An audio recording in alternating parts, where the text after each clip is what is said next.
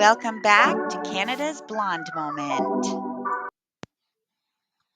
Hey everyone, and welcome back to Canada's Blonde Moment.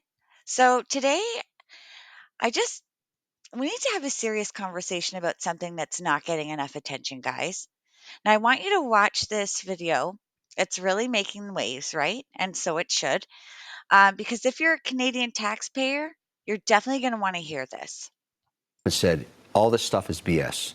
None of this works. The trouble with all of this environmental regulation, not only domestically in the US, but in other countries, you can't measure the effect of the billions you're spending. There's no index you can use to say this is effective. And over time, depending on who's in the White House, people start looking at it saying, we're spending billions, and what are we getting exactly for it? Now, there is an index you can look at that was a disaster, and it's called Canada, because it was the only place where they kept carbon tax in place for 9.5 years. It crushed the economy. And you can easily look at it, parity on the Canadian dollar when Trudeau came into power, and now down 41%. And they've replaced him. He got kicked out basically because he bankrupted 25% of the Canadians on this whole carbon agenda. Yeah. He wiped them out. So you don't want to do that anywhere else. He's the glowing example of how stupid it can be. And they made sure that they tarnished him as the idiot king for it. Yeah. And so I think it's very hard to drive that in any country now. There. And if you're thinking like anything like me, you're probably asking yourself, where is all our money going? Well, let me break it down for you. The government under Trudeau has been funneling billions into climate initiatives that have done little to nothing for regular Canadians like you and me. We've been sold this grand vision of carbon reduction, green energy, and saving the planet. But when you look around, all you see is empty promises. Now, what's worse is that now we've got Mark Carney in the picture.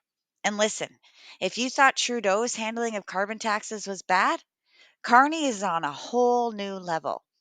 This guy's vision for the economy is built on the same flawed ideology, but with even more heavy handed policies. He's been all over the idea of carbon pricing and net zero emissions, but here's the catch: the burden falls on you, the everyday Canadian, while these elites continue to profit. Carney's been praised for his leadership at the Bank of England and in international circles, but his environmental policies, uh, yeah, you guys, they come with a cost.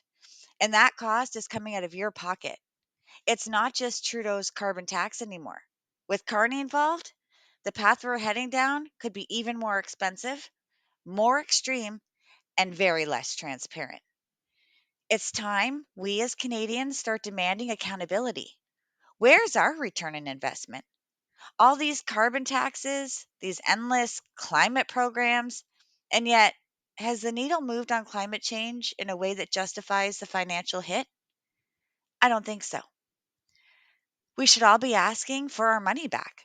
It's our tax dollars funding this. And instead of clear results, we're getting mismanagement, confusion, and heavier financial burdens. Canadians are getting squeezed dry, and Carney? Oh gosh, he's more than happy to tighten that grip even further. So let's be clear. We need to stand up and say enough is enough. Demand accountability, demand transparency, and most importantly, demand an end to this carbon tax insanity that's hurting Canadian families while benefiting a very select few. Anyway, guys, thanks for tuning in. Just remember, stay informed, stay engaged. You guys, we need to get Pierre Poilievre in there. We need this to be done. Okay, axe that tax, no shadow taxes. Anyway, guys, stay vocal. We deserve better. Until the next time, take care. We are so glad you came. Bye-bye. Bye-bye. Bye-bye. Bye-bye now. Bye. Bye-bye. That was Canada's Blonde Moment, and I am out.